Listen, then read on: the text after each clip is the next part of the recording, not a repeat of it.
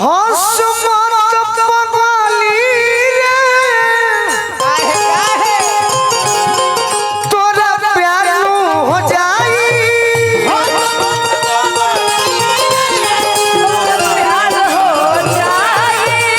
हंस मत पगली रे तोरा प्यार हो जाई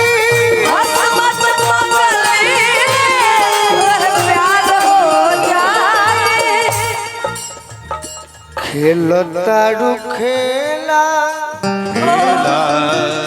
खेला खेला लगवल बाड़ू मेला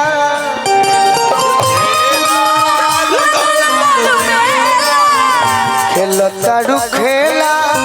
लगवल बाड़ू मेला हंस मत पगली रे दीदार हो जाई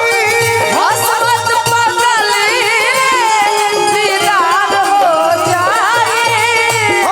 मत पगली रे न तो प्यार हो जाई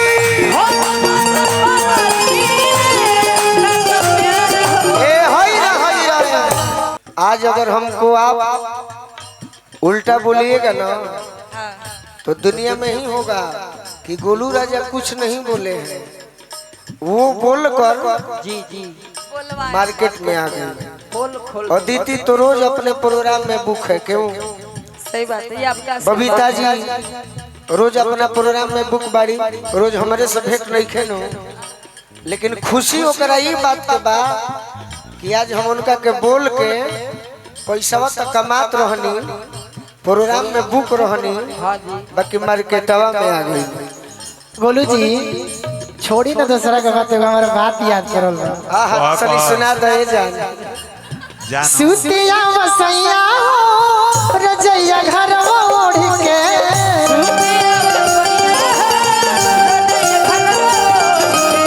लेकिन एक दिन हम अपना गाँव में प्रोग्राम कराई,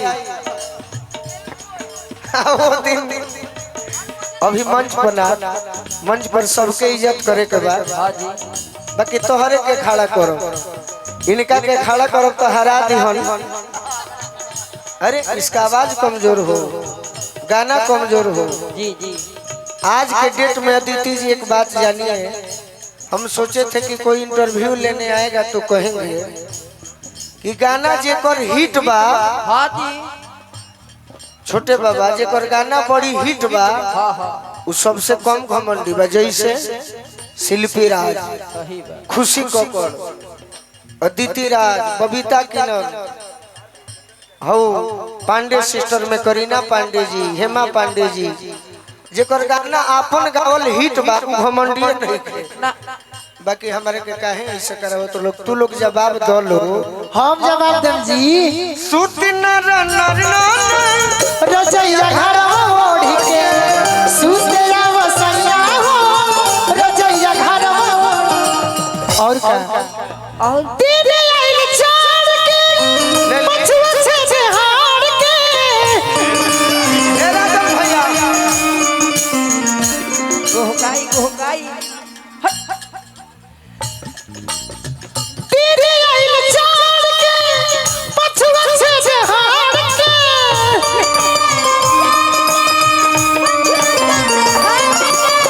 पहला छोड़ छोड़ के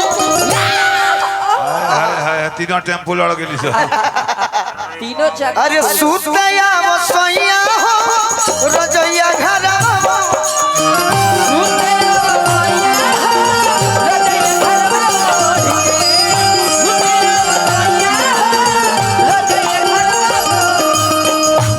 सैया जाड़ा में सैया जाड़ा में सैया जाड़ा में ई तो सबसे गीतिया गइले बा कि हमरा वजह से तनी सुन ले। सारा जाड़ा में पड़ा जरूर सैया जाड़ा में सैया जाड़ा में सैया जाड़ा में गावना करई दिल जाइले खा काम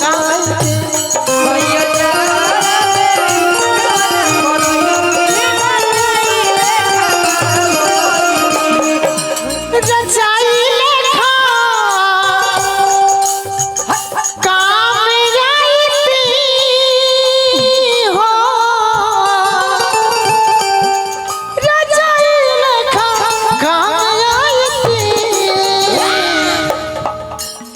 अकबरिए में रोज घर में गमछा बिछोइती रजाई नियम कमाइती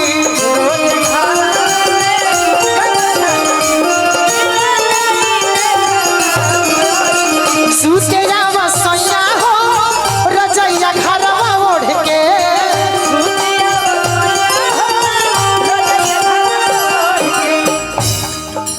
अंतरा मार दो गीत जौन निमन होके ओकरे के पूरा कइल जाला। लाख दुई लाख तू तो रुपया के फेर में अरब के जवानी माटी डायरी किन दिखाए गो करवा नेर में ए राजा का धनिया ताए सीतलारी चाहे दो दिया अरे याद आवे तोहरी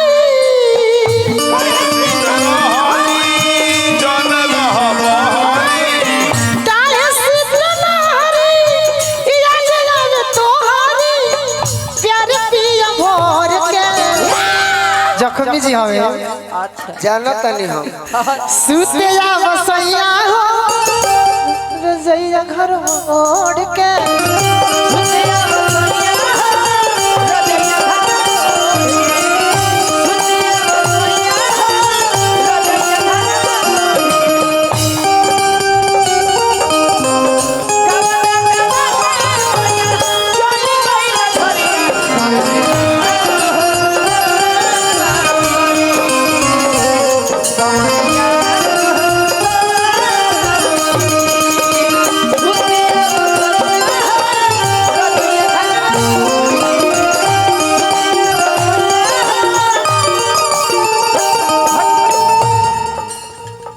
अदिति